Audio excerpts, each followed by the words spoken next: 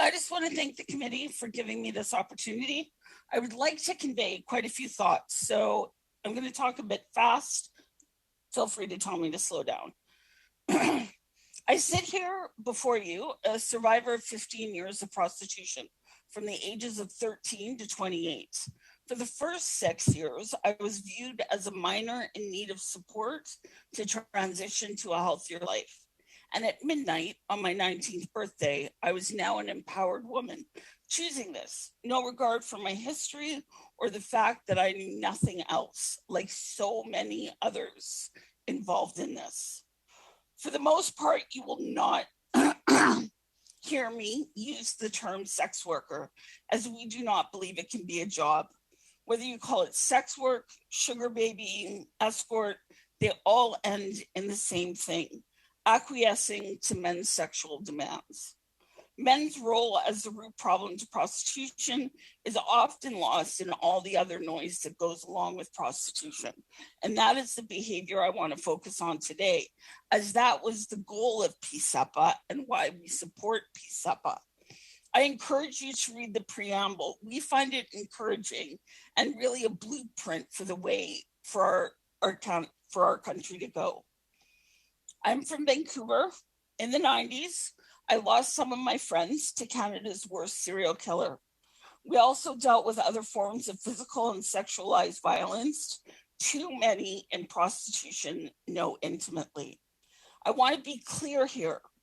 It was not the law and it was not stigma that beat, raped, and killed me and my friends. It was men. It was not the location we were in that was unsafe. It was the man we were in that location with that made it unsafe.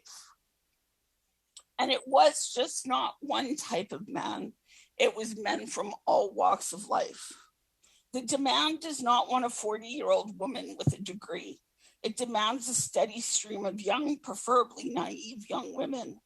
I know human trafficking is not the focus here, but to ignore the connection is to a disservice to the multitudes of women and girls facing that very real threat. We do not traffic young women for nursing or to be an MP. They're trafficked to fulfill men's sexual demands. If we fully decriminalize or legalize prostitution, we will always have beds that will need to be filled. Which young women are we saying will do that? If we choose decriminalization or legalization, essentially we are saying, yes, we will always have a place for you to purchase sex. Do we really want that for Canada, for our girls, for our young women? And all of this begs the question, how does men being able to pay for sex help create an egalitarian society? How does men purchasing sex foster a safer society for all women and girls? How do I know women and girls aren't safe? Because there are parts of my city, every city, that men feel they have the right to ask anyone on the street if they are working. Grandmothers, teenagers, anyone. And if we are even more honest, it's typically the poor and racialized parts of town. I'm going to go over 4 quick points of PSEPA and then wrap it up.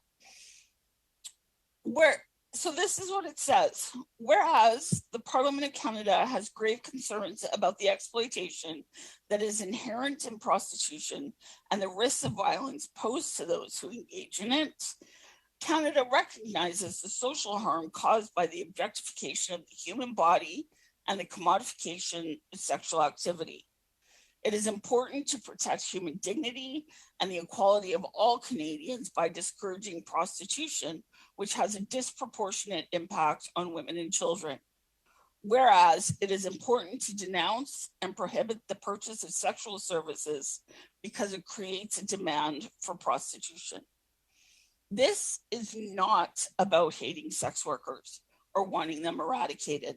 This is about ending a practice that relies on inequality, sexism, racism, colonialism, mental health issues, addictions, and other issues. We are here to discuss the 5-year review of this law, but this law has not been applied across the country in any uniform way. It has not been given an opportunity to create real change or benefit those who need it. There is no way we can have reliable statistics on the effect of this law when there are some parts of the country that still haven't even heard of it. We need more time with this law to watch it grow and to have it fully take hold and to help change society. Thank you, Ms. Thank you very Baptie. much for hearing me out.